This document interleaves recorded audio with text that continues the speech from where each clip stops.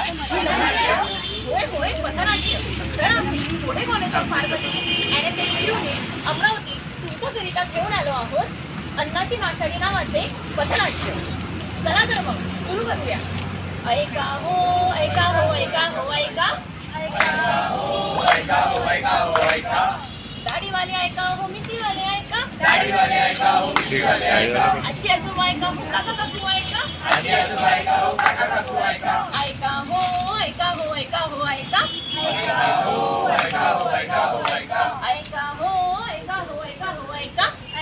हो ऐका हो ऐका. पण आम्ही ऐकायचं तरी काय? अन्नाची नासाडी करण्याकरिता लोकांनी काय काय नाही ते कृत्य केले आहे ते आपण आज इथे बघणार आहोत. त्या कुठल्या चुका पण? आपणच नाही लोकच नाही तर आपणही रोजच्या दैनंदिन जीवनात ह्या चुका करतच असतो. चला तर मग बघूया. आई आई आली मी. एकदम भारी ग आई. डब्बा कोण खाते गाई? मला काहीतरी चटपटीत दे बरं खायला.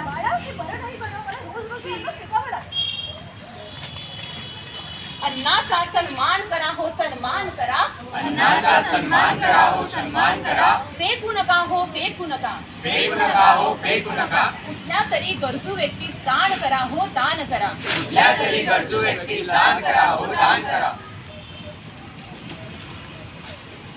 नमस्कार आचारी. तर माझ्या बहिणीचे लग्न आहे तर नेहमीप्रमाणे सगळं स्वयंपाकाचं कार्यक्रम तुमच्यासाठी आहे. तसं तर 500-600 लोकांचं जेवणाचं कार्य आहे आपलं. तर तुम्ही 100-200 लोकांचं जास्तच करून ठेवा. उरलेलं जायचं तर जाऊ द्या पण लोकांना कमी नको पडायला बरं का.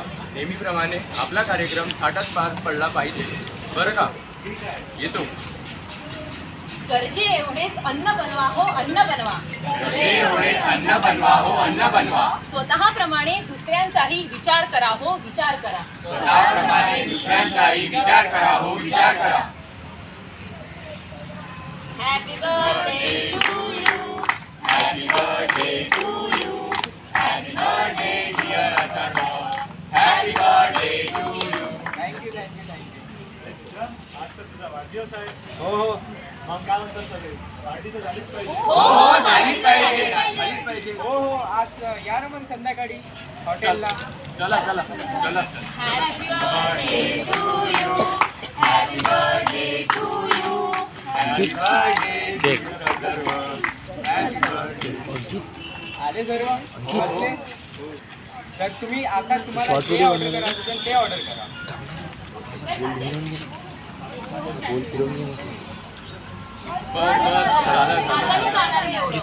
अरे तुम्ही अण्णा वाया घालवण्याची कशाला काळजी करता?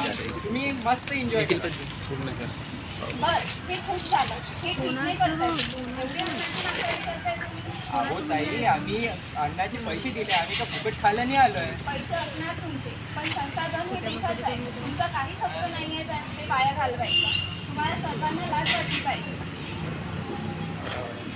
एकीकडे होती आहे अन्नाची नासाडी.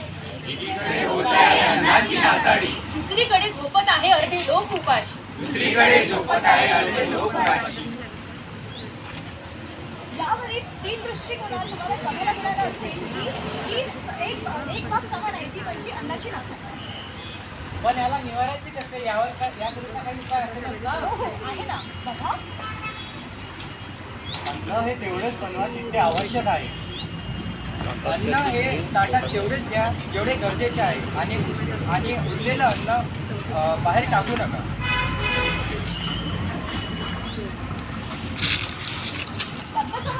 तेवढेच जेवण बनवायचे जेवढे आवश्यक आहे. त्यामुळे अन्नाची नासाडी आपल्याला कमी करण्यास मदत होते.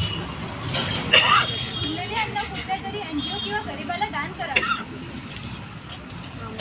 आजच्या काळी भारतात 25 करोड एवढे टन अन्न बनवले जाते.